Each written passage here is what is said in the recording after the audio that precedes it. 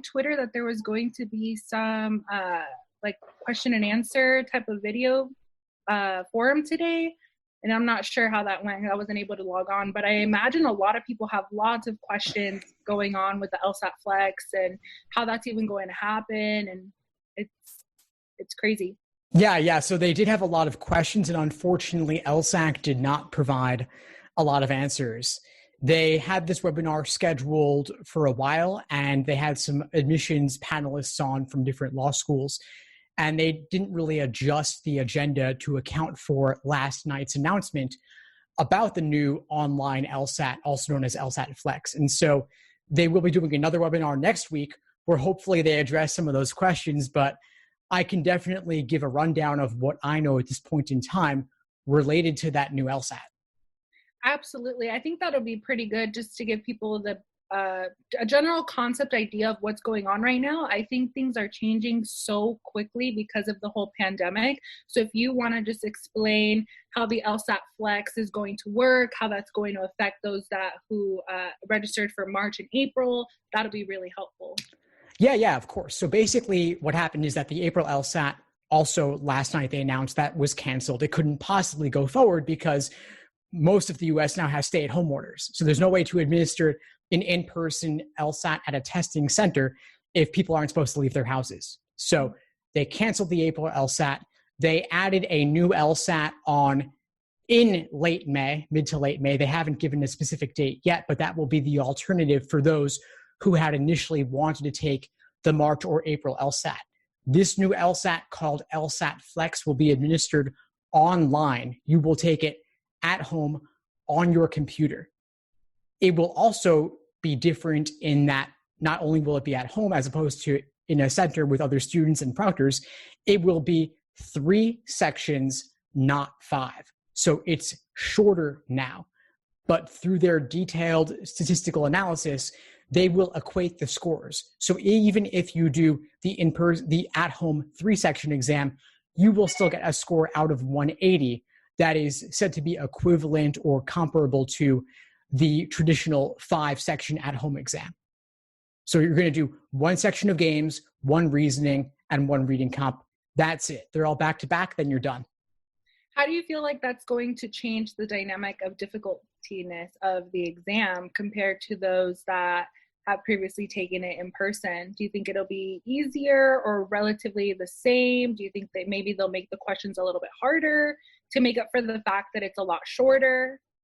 Those are all great questions. And I think there are a lot of moving factors such that you can't really say for sure whether at home is better or a testing center is better. If you have fantastic internet at home and you live alone or you have nobody who's going to bother you, that could be a really smooth experience.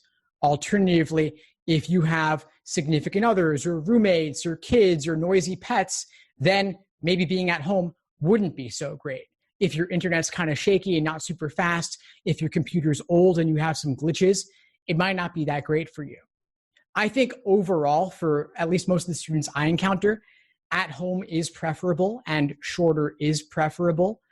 It's a smoother experience if you're not going to have the proctors circling around or you're in a room full of other test takers who are making noise or being distracting in some other way. And you don't have to worry about where's the test center, how do I get there, do I leave early, do I have to travel for it? All of that's removed.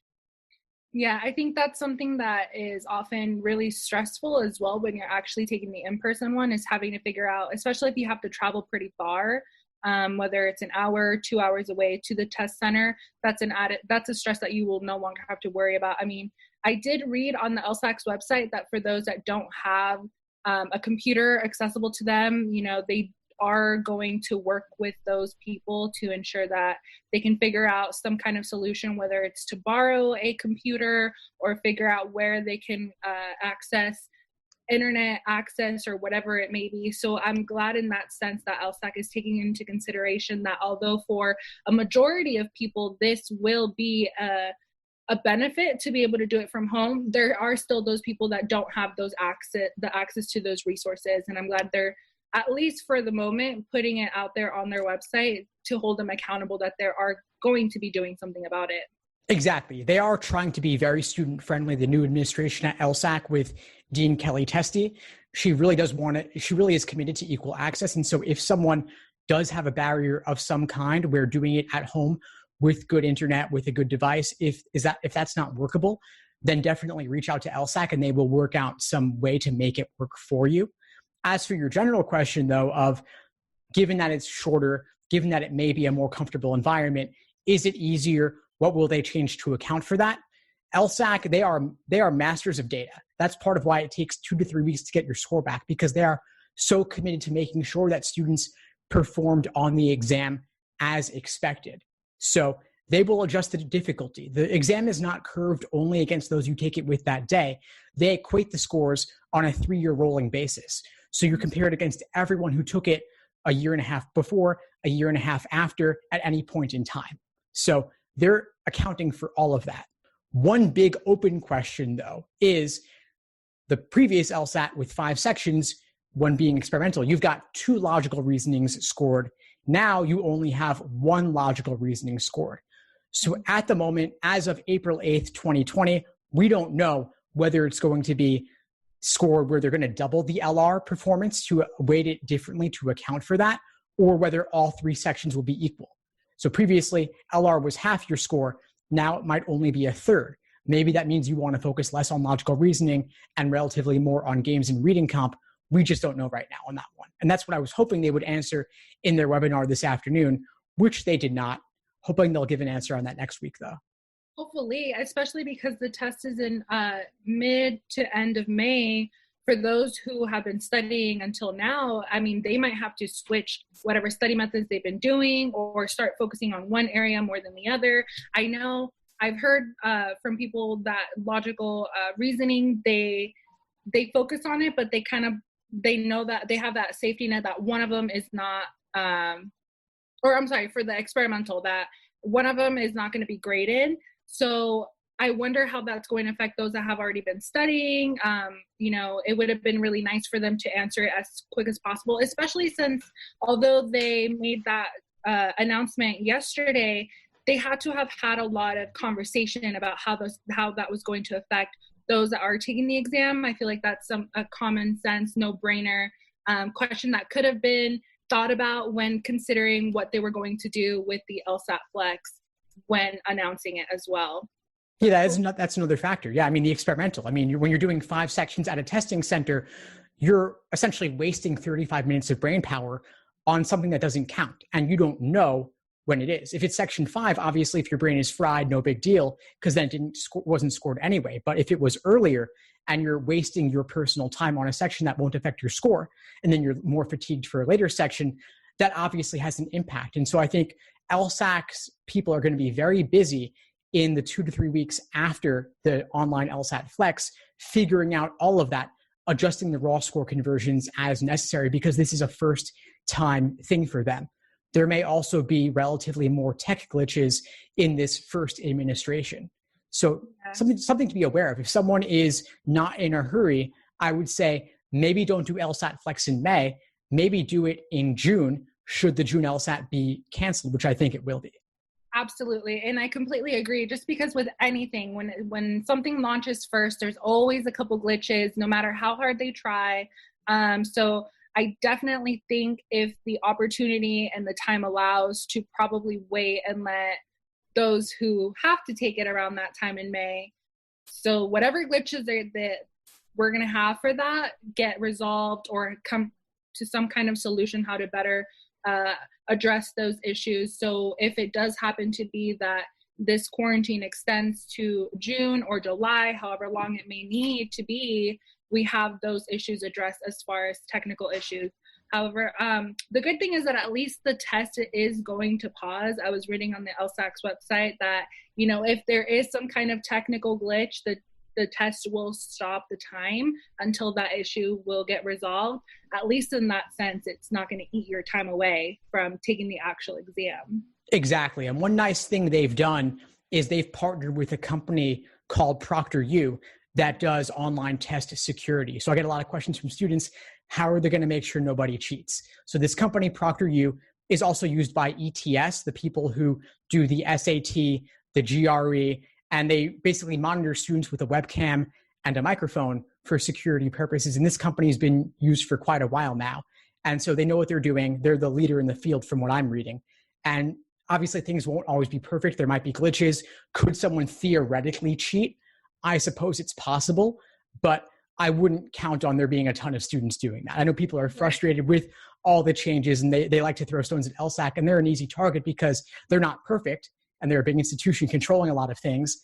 But at the same time, they are doing the best they can. And I think that this will largely go a lot more smoothly than the digital LSAT rollout last year when there were all the tablet malfunctions. Yeah. And in addition, I think it's important to also remember that this is something that everyone is experiencing for the first time, whether it's taking the LSAT or, even companies that were trying to transition working online. All of this is something new for everyone. So I think we kind of have to roll with the punches and see what's going to happen. Definitely take precautions. And like we mentioned in the last video, prepare no matter what. This is the time, especially for those that are already registered. If there's an opportunity to change it, if there really is that question that, the glitches, how that's going to affect the score, I think taking the opportunity to change the test date if possible and just keep preparing as much as possible since we have that time. And at least we know now that the LSAT is going to continue no matter what, whether it's in person or online. We still have to be preparing for those exams. Exactly. And speaking to that for a moment, I've been getting emails from students asking, should I do 3-section exams or 5-section exams for test day if I'm doing LSAT-Flex? And I would say practice like it's game day. If your LSAT-Flex is in May, it's 3 sections, do all your timed exams as 3-section exams. Then if you're retaking in, let's say, November, and if November is back to in-person 5-section exams, then do 5-section exams. Ultimately, the content of the exam is not changing. It's just the length of test day and the number of sections you're doing is different. So endurance will be a little bit less important for a 3-section online exam, and you will then have to place more importance on every single question you do. So you might want to adjust your pacing a little bit to make sure you really have super high accuracy, and maybe you work at a faster pace for yourself because you don't have to save up that energy for sections 4 and 5 since you're not going to be doing sections 4 and 5 that particular day. Exactly. Especially since, there's not going to be any repetition of any kind of section. So, once you're done with that section, you're done. You can move on and shift your thought mode into whatever next section you have to take for that exam. Exactly. So Daisy, what other questions do you think we should address regarding this?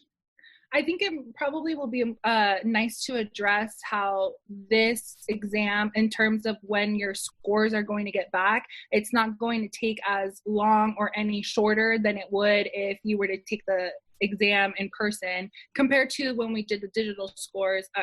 The digital exam last year, it took about 2 to 3 weeks to get your scores.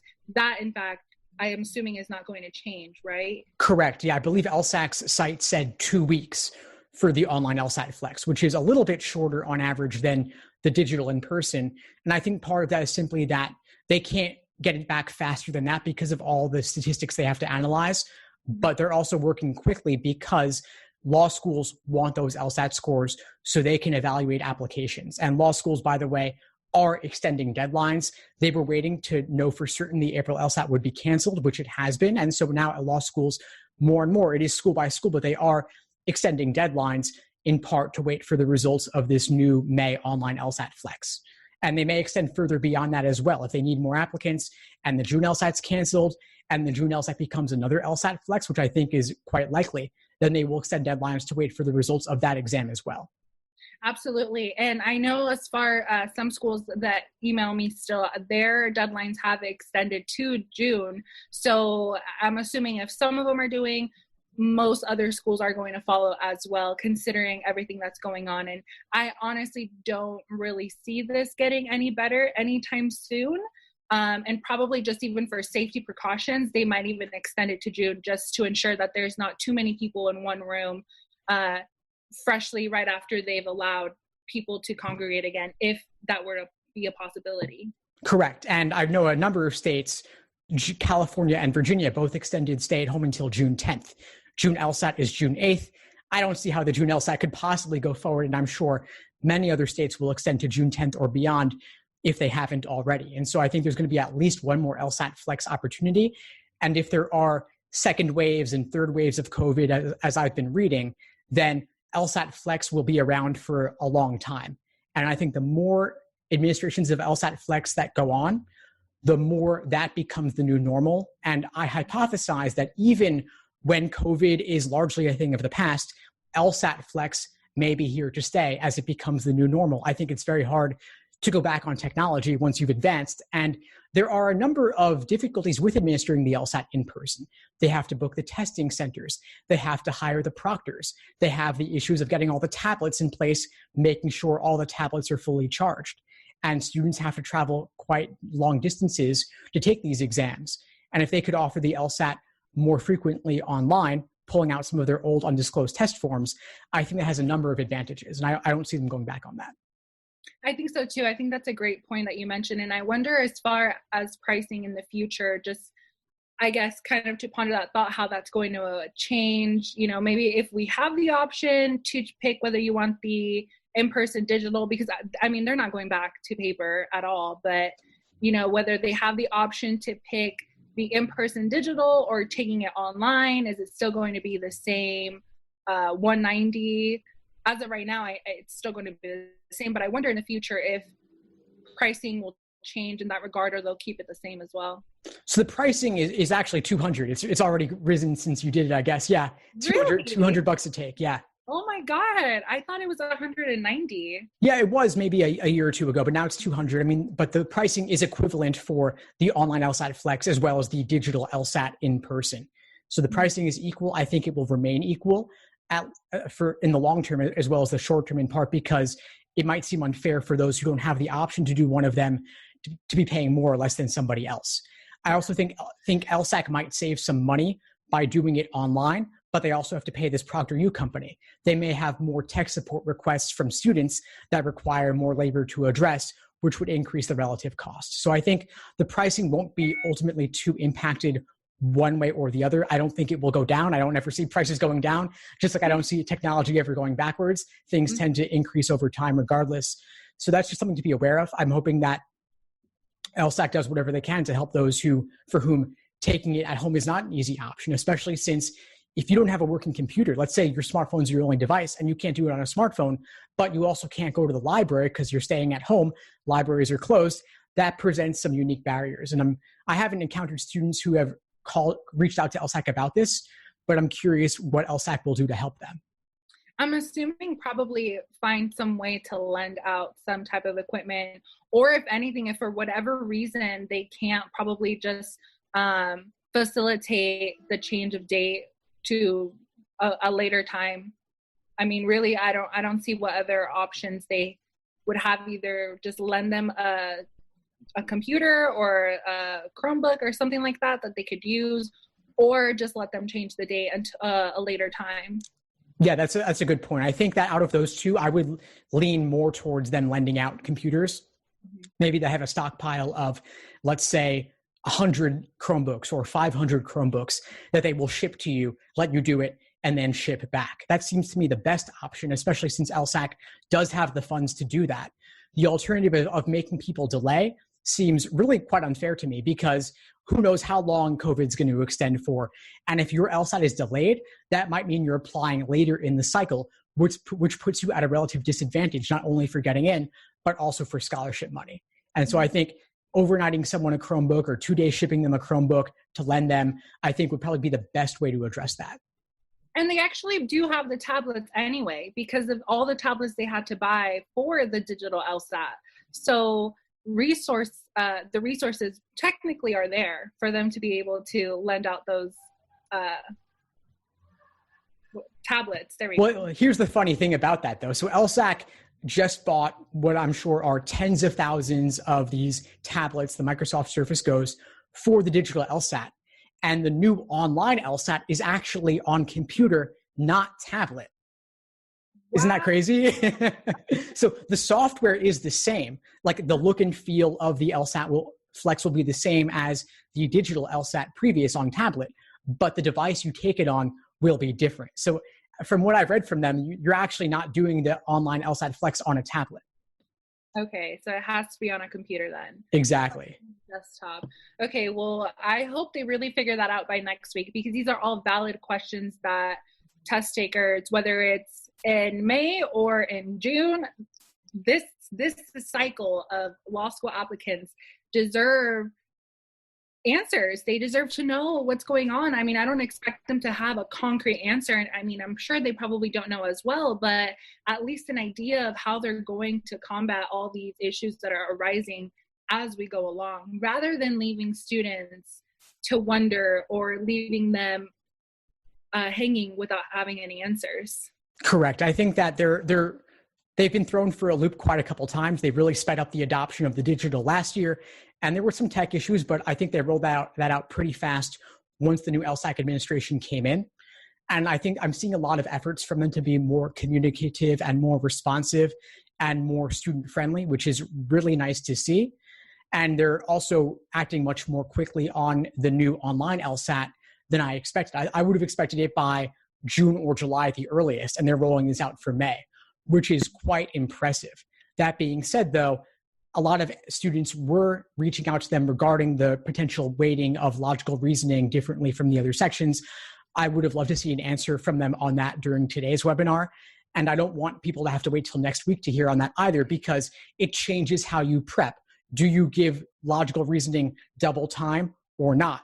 And if the May online LSAT is only a month and a half away, that's not a whole lot of time when you consider the importance of the LSAT and the admissions process and how long students really prep to reach their fullest potential. And so I'm happy to see the changes that are more student focused. I'd love to see even more from them.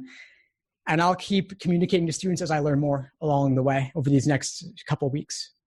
Yeah. So, I mean, I think if you're watching this video right now, think about all of those factors when taking the LSAT. If you are going to be taking the LSAT in May because you were registered in March or April, think about if that's something that you want to do, whether that's a good fit for you, or if you want to change your test date for a later time. Definitely contact LSAC and see if that's a possibility for you.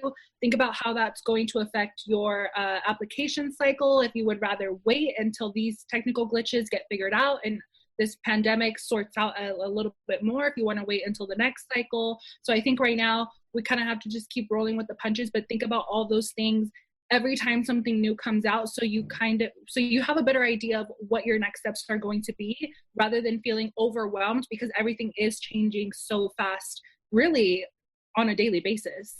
Yeah, it really is. It really is. And I guess the biggest thing I would leave students with is, once again, take advantage of this prep time under quarantine, make the most of it. And there's a lot of uncertainty around when you'll take the LSAT, what format it might be in, online versus digital in person. But either way, if you're stuck at home, if you have more free time than usual, make the most of it. Buckle down, get your studying done, because amidst all the uncertainty, you can still take control of your own personal LSAT prep.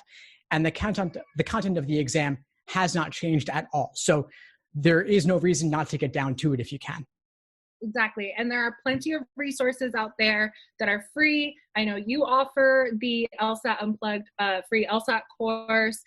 Khan Academy has the free one. So there are courses out there. If you think self-studying is a little more difficult on your end, that's to be expected. No one's really, if you're a first timer, second timer, whatever, you're not really an expert at knowing how to do these things. So take advantage of those resources that are out there to help you get the better scores and get the most out of the scholarships. And if you are going to apply this cycle, take advantage and maybe what do you think about scholarship bargaining? Is that a thing? Is that something that people should be taking advantage of right now, that maybe some schools aren't going to be having the enrollment that they foresaw at the beginning of the year?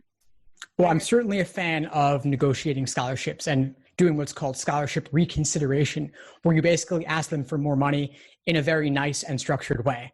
And what you want to do is obviously get the highest LSAT score possible, because that gives you more bargaining power as a candidate, because if they take you, they could potentially raise their medians if your LSAT and GPA are above their medians. And so that's part of why students are still taking the LSAT even at this late point in the current cycle, because it could help you get off the wait list, and it could help you also have a stronger bargaining position to get more scholarship money. And so my recommendation would be, first, get the numbers, strengthen your application, apply to several schools, at least a dozen or more, so that you have more options and more offers in pocket. So when you go to one school, you could say, this other comparable school offered me more money, and while I'd love to go to your school and your school is my top choice, I've got to consider the finances. If you could increase your offer a bit, that would make it much more possible and reasonable for me to choose your school over another.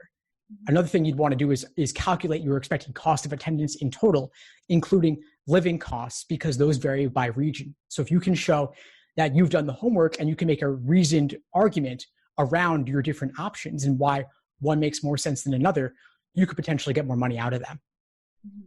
And when you mentioned apply to quite a bit of schools, I just want you guys to know that you are able to email the schools and ask for a fee waiver for the application if they don't already have it. Some schools do have free applications already, but if they don't, feel free to email the schools. A lot of the times they are more than happy to give you a fee waiver for the application. Some schools will even give you a code for the CAS reporting fee. So you can ask for that. It doesn't hurt to ask, whether they give it to you or not. The best case scenario is that they give it to you, and the worst case is that they don't, and you were already prepared to pay for it anyway. So it doesn't hurt to ask. Take advantage of that. I know that's not something that a lot of people know that they can do, so take advantage of that. That is great advice. Yes, schools do offer fee waivers. All you got to do is ask. They're getting these requests all the time, so it's certainly not unusual, and it doesn't really cost them very much. And you're also doing them a favor because it increases their selectivity the more students apply. And so the fee waivers are like bonus money for them, but they're also happy in a lot of cases to let you apply for free. And then if you get that offer from them, you could use that as leverage for other schools too. And so apply to more when you can, even if you have to pay for the application. You might be investing hundreds to save tens of thousands in scholarships down the line. Exactly. So I think overall, it's beneficial for you to have multiple options, because at the end of the day, you also don't know where you're going to get in or who's going to give you what kind of scholarship. So it's better to have options rather than only apply to one or two schools and either only get into one and not get the best scholarship, or get into both and not get a good amount of scholarships. So just have your options open. I think that's the main idea of what we're trying to say, is to have that door open for yourself. Don't shut it out by only applying to a select amount of schools if possible. Exactly. Well, I think we covered the major points for today, Daisy. Before we sign off, I know you mentioned a few of the resources. I just want to remind students of what I offer. I've got the LSAT Unplugged YouTube channel and podcast, as well as the Facebook group and the Instagram, along with the LSAT blog. So tons of free resources out there. Please check them out and feel free to reach out if you need anything at all. And I'm sure you'll include those in the description, right? Yes. So please make sure to check down below. I will have it down there. And if any other questions, I will link all your information down as well. Awesome. Well, thanks so much, Daisy. This was a blast as always. Thank you. Thanks for tuning into the show. Please subscribe if you haven't done so already to be notified of new episodes as I release them.